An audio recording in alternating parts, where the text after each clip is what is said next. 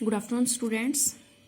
जैसा कि हमने लास्ट वीडियो में बात करी थी कि न्यूट्रिशंस इन प्लांट्स, अब हम बात करें न्यूट्रिशंस इन ह्यूमन। तो जैसा कि आपको डाइजेस्टिव सिस्टम्स के डायग्राम के बारे में जैसे कि आपको डाइजेस्टिव सिस्टम के बारे में हम डिस्कस करते हैं। तो जैसा कि आपको प्रैक्टिस के लिए बताता है कि डाइजेस्टिव सिस्टम्स का आपको एक बार डायग्राम की प्रैक्टिस करें ताकि आपको फर्दर हम इसका अच्छे से डिटेल में पढ़ सकें। तो जैसा कि इसके हम पार्ट्स के बारे में पढ़ते हैं, क्या क्या उसके फंक्शंस होते हैं। तो देखो, ये क्या होती है, नॉस्ट्रल हमारी wind pipe, this is the food pipe. बाद में इसका क्या होता है, कॉमन पैसेज होता है। तो वो जो ग्लोटिस होती है, एपिग्लोटिस, ग्लोटिस, उनका काम करता है। इस जो यहाँ पे एक हम बोलेंगे लीड ढक्कन टाइप होता है, वो जो फूड अलग और वो जो फूड जाता है तो वो जब ओपन हो जाती है, क्लियर। तो ये क्या हमारा माउथ, फर्स्ट पार्ट आता है हमारा माउथ, क्लियर। हम स्टेप वाइज इसको डिस्कस करेंगे, उसके फंक्शंस डिस्कस करेंगे। तो सबसे पहले डाइजेस्टिव सिस्टम हमारा आता है माउथ। माउथ में हम क्या करते हैं, भोजन को क्या करते हैं, इनटेक ऑफ फूड, फूड का इनटेक करते हैं, क्लियर। अब माउथ के अंदर ही क्या होते हैं, टीथ, टीथ का काम करता है उसको चीविंग का, चबाने का, क्लियर। टीथ, देन टंग, टंग का काम क्या होता है, टेस्ट का, क्लियर। टेस्ट या और रोलिंग, और टेस्ट एंड फूड को रोल करना। अब माउथ के बाद अब डायग्राम में देखो, ये क्या है, एक पाइप है, इसको ईसोफेगस या फिर फूड पाइप दोनों ही नाम से बोलते हैं। और ये माउथ से लेकर ये जो हमारा स्ट्रक्चर्स है, ये क्या है, स्टमक। तो जो सेकंड जो हमारा आता है, ये तो सारा आ गया माउथ के अंदर। अब जो है हमारी ईसोफेगस, ईसोफेगस,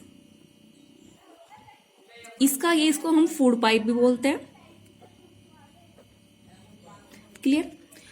और जो हमारा पूरा डाइजेस्टिव सिस्टम है, जो पूरी कैनाल है माउथ से लेके और यहाँ एनस जो हमारा एक्सक्रीटरी निकलता है, इसको हम एलिमेंट्री कैनाल भी बोल देते हैं, क्लियर। अब जो फूड पाइप है, जो माउथ से लेके, माउथ से और जो स्टमक तक जो अटैच है, क्लियर, जो माउथ से स्टार्ट होकर स्टमक में जाती है, उसको हम बोलते हैं ईसोफेगस या फिर फूड पाइप। ये ईसोफेगस में क्या होता है, हमारा फूड जाता है, तो फूड स्टमक में जाता है, तो उसमें एक मूवमेंट होती है, उसको हम बोलते हैं पेरिस्टेलिक, पेरिस्टेलिक मूवमेंट। इससे क्या होता है, कॉन्ट्रैक्ट और रिलैक्सेशंस होती हैं, कि जो हमारी फूड पाइप है कॉन्ट्रैक्ट करती है, फिर फूड आगे जाता है, फिर रिलैक्स करती है, फिर एक्सपैंड हो जाती है, फिर कॉन्ट्रैक्ट करती है, ताकि वो हमारा जो फूड है यहाँ फूड पाइप में, वो कॉन्ट्रैक्ट और पेरिस्टेलिक मूवमेंट, एक नंबर में क्वेश्चन भी आता है कौन सा मूवमेंट होता है जिसे हम, तो पेरिस्टेलिक मूवमेंट होता है, उसके थ्रू ये स्टमक में हमारा जो फूड है वो आता है, क्लियर।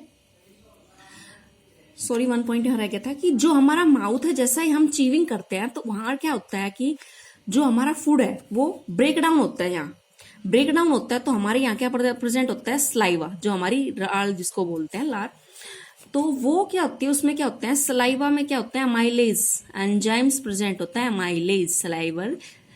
यहाँ एक ग्लैंड्स प्रेजेंट होते हैं, सलेवरी ग्लैंड्स, जो स्लाइवा प्रोड्यूस करती है, और उस स्लाइवा में क्या होते हैं, स्लेवरी अमाइलेज एंजाइम्स। इसका काम क्या होता है, जो फूड होता है उसको, जो स्टार्च होता है, स्टार्च का ब्रेकडाउन यहाँ होता है माउथ में, और वो स्टार्च किसमें कन्वर्ट हो जाता है, शुगर में। शुगर मीन्स यहाँ ग्लूकोज, क्लियर।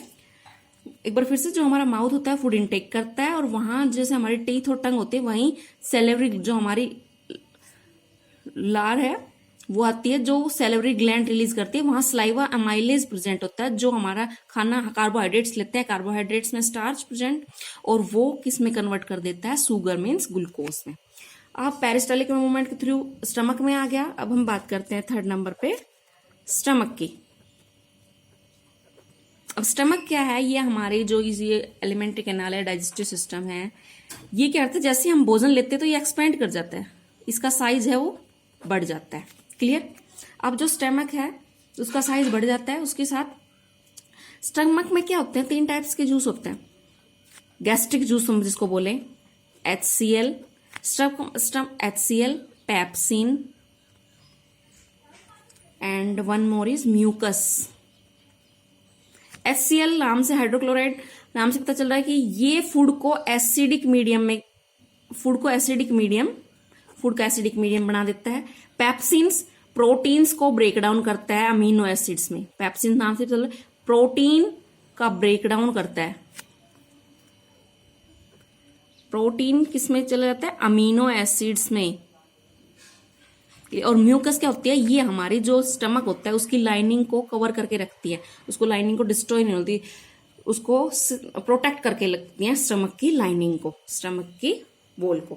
क्लियर? तो ये स्टमक में क्या होता है? डाइजेशंस होता है। कंप्लीट डाइजेशंस नहीं होता यहां पर। उसके बाद आता है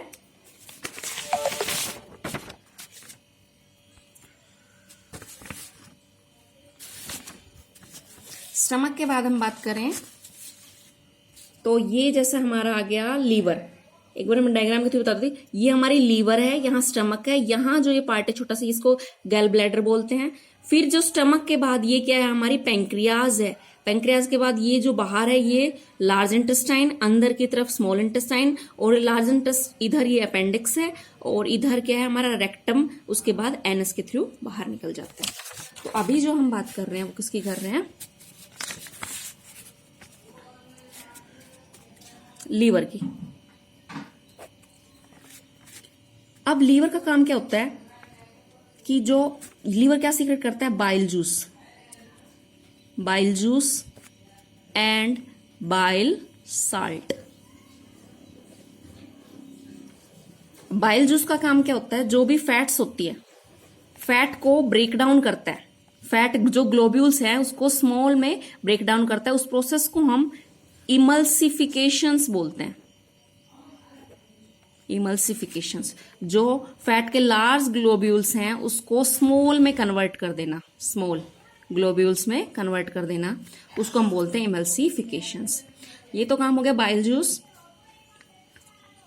और बाइल साल्ट का काम क्या होता है?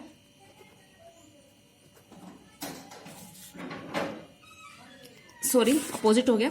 बाइल जूस का काम तो होता है कि ये उसको एल्कलाइन मीडियम में बनाता है।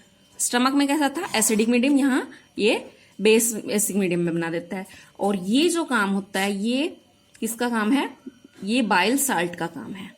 बाइल जूस का काम क्या हुआ? बाइल जूस ये एल्कलीन बना देता है। क्लियर?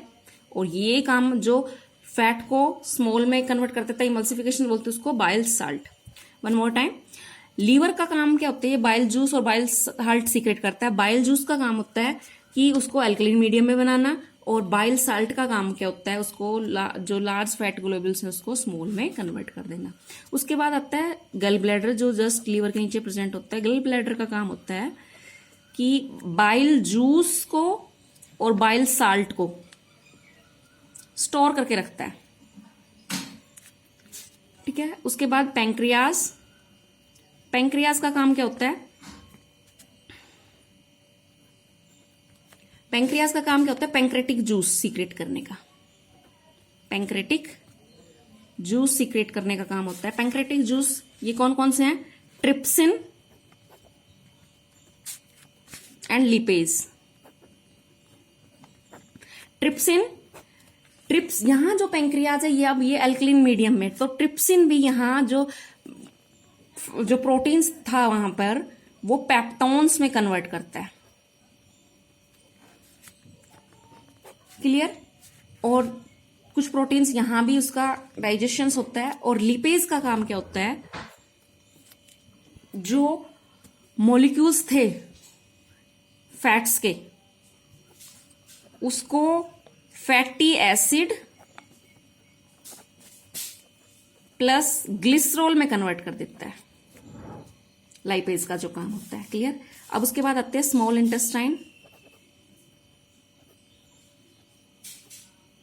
स्मॉल इंटेस्टाइन का यहां कंप्लीट डाइजेशन हो जाता है फूड का। कंप्लीट डाइजेशन होने के बाद इसमें क्या होती है? स्मॉल डाइजेशन, कंप्लीट डाइजेशन हो जाता है। और कंप्लीट डाइजेशन के बाद इसमें क्या होती है? विली प्रेजेंट होती है। Villi means finger like projection. जैसे हमारी स्मॉल इंटेस्टाइन, तो इसकी जो वॉल है इस पे विली ऐसे फिंगर लाइक प्रोजेक्शन होती हैं, जो क्या करती हैं? फूड को एब्जॉर्ब करके, और एब्जॉर्ब करने के बाद यहां पर क्या होता है? हमारी जो ब्लड वेसल्स हैं उनमें फूड देती हैं। ब्लड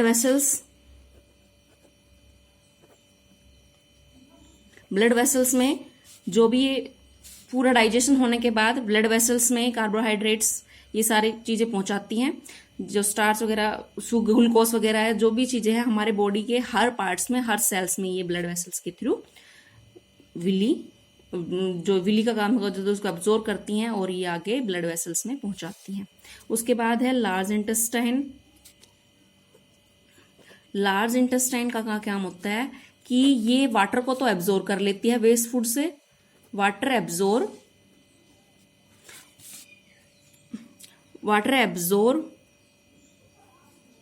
और इसमें क्या होता है, जो भी वेस्ट प्रोडक्ट होता है वो रेक्टम में जाके इकट्ठा हो जाता है। रेक्टम क्या है, हम टेम्परेरी स्टोर करके रखता है, और फिर एनस के थ्रू हमारा जो भी एक्सक्रीटरी प्रोडक्ट है वो बाहर आ जाता है। तो ये पूरा डाइजेशन क्या है, human digestion. Thank you, have a good day.